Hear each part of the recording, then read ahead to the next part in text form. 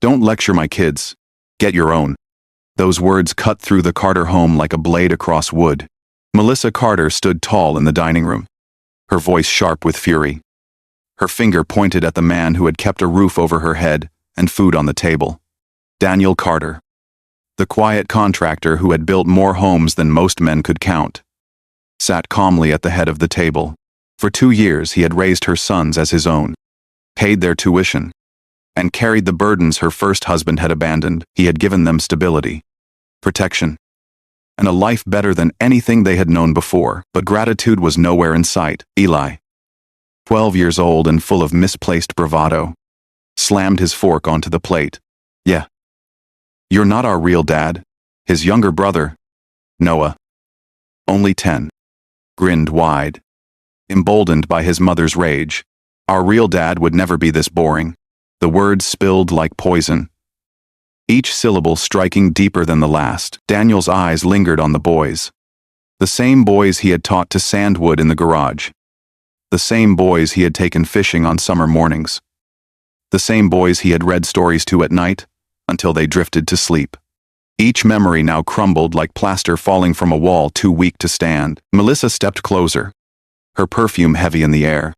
You think paying for school makes you their father? If you want to play daddy so badly, go get your own. Silence followed, thick, suffocating, almost unbearable. The kitchen clock ticked in the background. The home Daniel had built with his own hands suddenly felt foreign, its walls echoing with contempt rather than love. And then, Daniel smiled. It wasn't the smile of a man amused, nor the smile of a man wounded. It was the measured curve of someone who had built enough structures to recognize when a foundation had rotted beyond repair. It was the smile of a builder who knew that when a frame could no longer be trusted, there was only one solution: demolition. The woman and children standing before him believed they had broken him, that they had drawn blood with their words. But Daniel Carter knew better.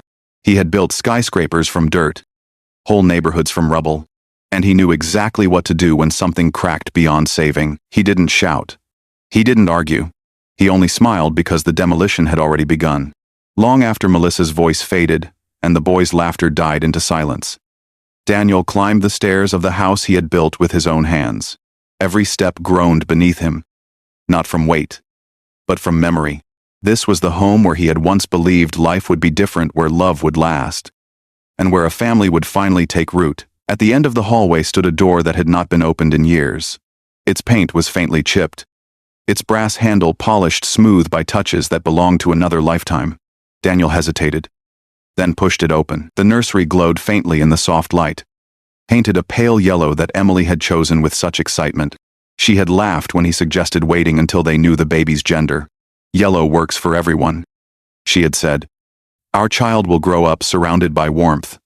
He had spent weeks sanding the crib, smoothing every edge, building every joint as if love itself could be carved into wood. But the crib was never used. The yellow walls had never heard a baby's cry. Instead, the room had become a shrine to everything Daniel had lost. On the shelf by the window sat a battered leather journal, its spine cracked, its pages worn soft from years of trembling hands flipping through them. Emily's handwriting filled every line neat, graceful, and full of hope. Daniel will be the best father. He builds everything with such care. Our child will grow up in a house made of love and strength. Daniel traced the ink with a calloused finger, the words blurring as his eyes stung. That single entry had once been his lifeline. He had believed it, lived for it.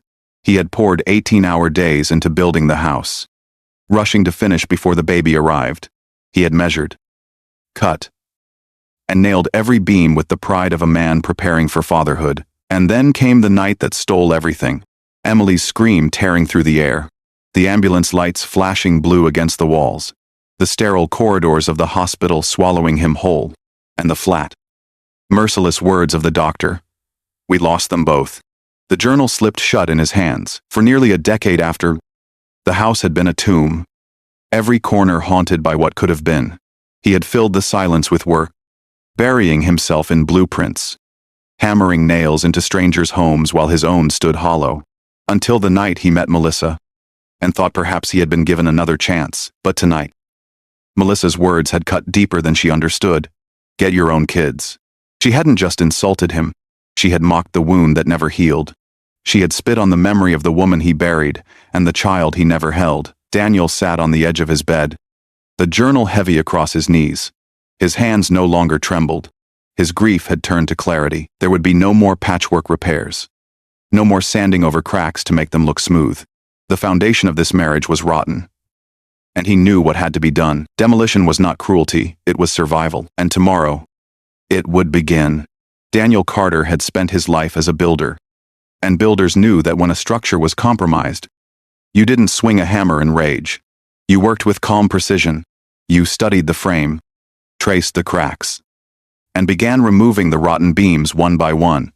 That was how you kept the demolition controlled and how you made room for something stronger. The morning after Melissa's insult, Daniel rose at 5:30 a.m. The same time he had risen every day for 30 years. His routine was steady. Muscle memory, black coffee, leather boots, calloused hands gripping his keys.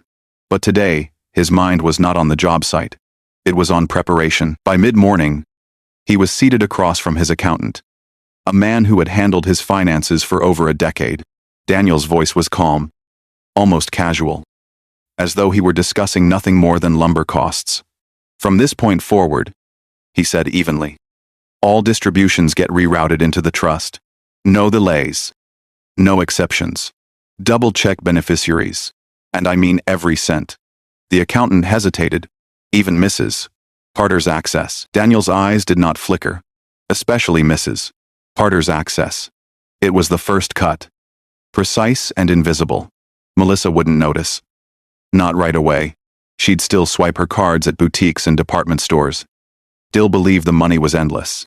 But beneath the surface, the foundation was already shifting. That afternoon, Daniel stopped at First National Bank, where Margaret Jones, his private banker of 12 years, welcomed him with the usual courtesy. Normally, he would accept her offer of tea, but today he simply laid a folder on her desk, closed the shared credit card, freeze every line of credit in her name, keep all notifications discreet. Margaret looked up, startled. Should I be expecting a court order? Not yet, Daniel said softly. But you will. The second cut was made. Small. Precise. But devastating when the weight pressed down. From the bank, he drove across town to the steps of Lincoln Academy, the polished brick private school where Melissa bragged her boys were enrolled. The principal, a stiff man named Harrison, ushered him into an office lined with framed diplomas and motivational quotes. Daniel folded his hands, his tone steady. I'm reconsidering my sponsorship of their tuition. But before I make any decisions, I want every file you've got on my stepson's fights. Skipped classes, disciplinary notes, all of it. Send copies to my office. The principal blinked, unsure if he should argue, but the weight of Daniel's gaze left no room for debate. Within minutes, a folder thick with reports slid across the desk. Daniel did not even open it. He only smiled faintly, as if another beam had just shifted under his hand. He wouldn't pull his funding yet. No. That would come later, when it would cut deepest. For now, he wanted evidence proof of the chaos Melissa had ignored. The paper trail of two boys, given everything yet respecting nothing. By the time he returned home that evening, the stage was already set. Melissa prattled cheerfully in the kitchen about Nordstrom sales, her eyes flashing in that way they always did when she wanted something. The boys shouted over their video games in the next room. None of them noticed the faint curl at the corner of Daniel's mouth as he slipped the school reports into his briefcase. The demolition had begun. Not with noise, not with fury, but with quiet precision. Piece by piece, he was dismantling the life they thought was indestructible, and soon, when the final beam gave way, they would learn the lesson Melissa had mocked so carelessly. Choices always carry consequences. Melissa Carter never doubted that her world was secure. Daniel always paid. Daniel always provided. In her mind, his money flowed like an endless river, steady, reliable, unquestioned. That illusion shattered the next afternoon under the fluorescent lights of Nordstrom. Her arms were stacked with bags, jeans for Eli, polo shirts for Noah, and a gleaming pair of sneakers her eldest had begged for. She smiled easily at the cashier, as she swiped her Black American Express. Her well-rehearsed confidence on display. Declined. Melissa laughed it off, tossing her hair. That can't be right. Try again. The cashier swiped slower, eyes flicking up nervously. Declined. A ripple of heat rose to Melissa's cheeks. Shoppers in line were watching now, murmuring behind their hands. She reached into her wallet and produced the visa Daniel had given her for emergencies. This time, she did not smile. Declined. Her throat tightened. She felt the weight of every stare in the store, felt her pride burning hotter than fire. With shaking hands, she dug out crumpled bills and loose change from the bottom of her purse. $17. Not even enough to cover one shirt. She shoved the clothes onto the counter, muttering, "I'll come back later." Her heels clicked sharply as she stormed out of the store, her humiliation echoing louder than the sound of her footsteps. In the parking garage, she dialed Daniel, straight to voicemail. Again. And again. Each unanswered call tightened the panic in her chest. She tried the bank next, hoping for reassurance. But the cold, mechanical voice of the automated system cut her off before she could plead her case. This account has been closed by the primary cardholder. Her knuckles whitened around the steering wheel. It wasn't a mistake. It wasn't a glitch. This was deliberate. The phone buzzed again, this time with a number she recognized all too well. Lincoln Academy, Mrs. Carter. Came the formal voice of Principal Harrison. "I'm calling regarding your sons. There's been another incident. A fight in the cafeteria." Melissa forced her voice steady. "Are they suspended?" "Not yet," the principal said firmly. "But continued behavior like this will lead to suspension, even expulsion. We need to meet by Friday." The line went dead before Melissa could argue. Her chest heaved as she looked at her reflection in the rearview mirror. The carefully painted face, the salon hair Daniel had paid for, now streaked with sweat and panic.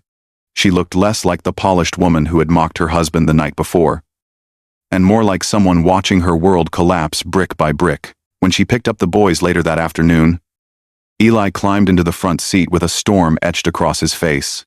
A dark bruise spread under his eye, blooming like a warning. Noah sat in the back, silent, clutching his backpack as though it could shield him from the world. "What happened?" Melissa demanded. "Nothing," Eli muttered, staring out the window. Noah's voice was small, almost trembling. "They said we might get expelled." Melissa forced a smile, her words hollow even to her own ears. "Don't worry about it. I'll handle it." But inside, her confidence had cracked. For the first time since marrying Daniel Carter, fear had entered her voice. She didn't yet understand how carefully this collapse had been designed, but she felt the ground shifting beneath her feet, and she knew something was terribly, irreversibly wrong. Melissa Carter stormed through the front door like a hurricane, her sons trailing behind her like shadows. Mascara streaked her cheeks. Her hair was tangled from the wind, and her voice cracked with fury. The sound of her purse slamming onto the granite counter echoed through the kitchen. "Everything is falling apart," she screamed. "The cards don't work. The school is threatening the boys. And you stand here doing nothing." Daniel Carter stood at the sink, sleeves rolled back, calmly rinsing a glass. He moved slowly, deliberately, as though her words barely reached him. He set the glass into the drying rack and dried his hands with a towel, his silence pressing heavier than any shout could. Melissa's breath quickened. "Answer me, what is going on?" Daniel turned at last. His face was unreadable, his voice almost conversational. "Choices," he said softly. "Choices have consequences." Before Melissa could argue, Daniel reached into his jacket and placed a thick envelope on the counter. The manila slid across the granite until it rested before her trembling hands. She tore it open, eyes darting across the pages. Legal language, seals, signatures, divorce papers. Her voice broke. "No, you can't do this." "I already did," Daniel replied, his tone flat. "Final. Filed this week. The house. My business. My accounts, they're all protected. You'll get nothing." Melissa staggered back, her knees buckling beneath her. The boys froze in the doorway, the bravado gone from their faces. For the first time, fear filled the room. "You can't throw us out like trash," Melissa pleaded, her voice small now. "I was angry. I didn't mean what I said. Daniel's jaw tightened, his eyes cold as steel. You meant every word. And now? Words have consequences. Melissa sank into a chair, clutching the papers as if they might vanish. The walls around her seemed to close in. The same walls Daniel had built with his own hands, and Daniel stood there, calm, immovable. No longer the man she could mock or control. He had become something she never expected, an architect of her downfall. The days that followed moved like clockwork, each gear turning exactly as Daniel had designed. Quietly, methodically, he pulled away the last beams holding Melissa's world together. At Lincoln Academy, Daniel signed the final papers to revoke his sponsorship, without his name on the checks. The school no longer had reason to tolerate Eli's fighting or Noah's defiance. Within the week, both boys were expelled. The polished halls Melissa bragged about at dinner parties were closed to them forever. The house, her sanctuary of pride, was never hers to claim. Long before Melissa entered his life, Daniel had secured it in a trust. The deed locked beyond her reach. The business, too, was untouchable. Every contract, every tool, every account had been shielded. What Melissa thought she owned had never belonged to her at all. Now she was left with only a discount store paycheck, a hollow echo of the lavish life she had mocked him from. The designer blouses, the weekend shopping sprees, the dinners bought on his card gone. What remained was a woman with two unruly sons. No safety net, and no one left to blame but herself. Melissa's sobs filled the kitchen as she clutched the divorce papers, her mascara staining the pages. Please, Daniel, she begged, her voice raw. Don't do this. We'll have nothing. The boys will be ruined. Daniel stood in the doorway, keys in hand, his face set in stone. For a moment, sorrow flickered across his features as he looked at the children he had once tucked into bed, once taught to fish, once hoped to guide into manhood. But the flicker hardened into resolve. You wanted me gone, he said evenly. You wanted to remind me I wasn't their father. Now you'll live with the truth of those words. Eli's voice cracked, stripped of arrogance. Wait, what's going to happen to us? His fists trembled at his sides, but his bravado was gone. Noah clung to his brother's arm, tears spilling freely. Daniel's reply was sharp as cut steel. Families don't mock the man who feeds them. The silence that followed was heavier than any blow. Melissa collapsed into the chair, her shoulders shaking, her sons staring at the ground. For the first time, they understood what they had lost, not just the comfort of a house or the luxury of a name, but the man who had given them everything they needed and more. Daniel turned toward the door, pausing with one hand on the frame he had measured and cut years earlier. He glanced back only once, his eyes cold and final. Tomorrow evening, he said quietly. Be gone. Take your sons. Take your excuses. I want this house empty. The door closed behind him with a soft click that thundered louder than a slammed fist. And in that moment, Melissa Carter's perfect life crumbled into ruins, while Daniel Carter walked away, his demolition complete. 6 months passed, and the house that once echoed with arguments now carried a softer sound. The silence had lifted, the ghosts had quieted, and in their place came laughter bright, unforced, alive. Daniel Carter had rebuilt, not with wood or nails, but with something stronger: choice. From an orphanage on the south side of the city, he had brought home a boy named Ethan, 5 years old. Quiet at first, with watchful eyes and a curious mind, where other children fidgeted with toys. Ethan stacked blocks into towers, balanced scraps of wood into little bridges, studied the way things fit together. Daniel recognized the spark immediately, the gift of a builder. The first Saturday morning, Daniel made pancakes, just as he had once done for boys who never called him father. Ethan sat at the table with syrup dripping down his chin, giggling between bites. And when he looked up and said the word, Dad, it didn't sound forced. It didn't sound borrowed. It was simple, natural, pure. Something shifted inside Daniel at that moment. A wound he thought would never close finally knitting together. All the years of loss, all the insults, all the rejection, none of it mattered in that single word. He wasn't a placeholder. He wasn't a wallet. He wasn't a man to be mocked. He was Dad. The house changed. 2. Afternoons were spent in the garage. Daniel's calloused hands guiding Ethan's smaller ones over sandpaper and saws, teaching him how to measure twice and cut once. Evenings belonged to the garden, where they built a swing set together, each bolt tightened with care. And at night, storybooks replaced arguments. The sound of a child's laughter filling the rooms that had long felt hollow. Daniel had built homes for strangers his entire life. But now, for the first time in decades, his own house was a home again, not a shrine to grief. Not a battlefield of contempt, but a place of warmth, a place of healing, and all of it began with a boy who looked up at him and chose him freely. Betrayal doesn't just break a man, it remakes him. Daniel Carter learned that truth the hard way.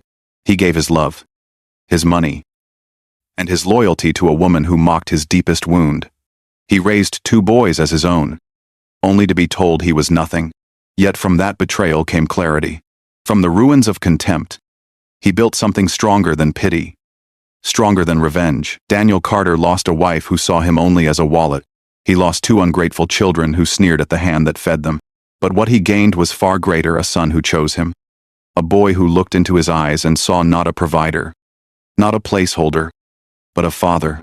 In Ethan's laughter, in the smell of pancakes on Saturday mornings, in the rhythm of saws and hammers in the garage, Daniel found the life he was meant to have. The home that once stood as a monument to grief became a place of joy. The man once mocked as an outsider became Dad, and the wounds of yesterday healed, not with time alone, but with purpose, resolve, and the courage to walk away from what could never be fixed. Gentlemen, betrayal doesn't end a story, it forges a new one. Daniel Carter is proof of that, and now I ask you, if you were in his shoes, would you have taken revenge or walked away quietly? Drop your thoughts in the comments below. Subscribe for more true stories of betrayal and justice. And remember, these choices always carry consequences.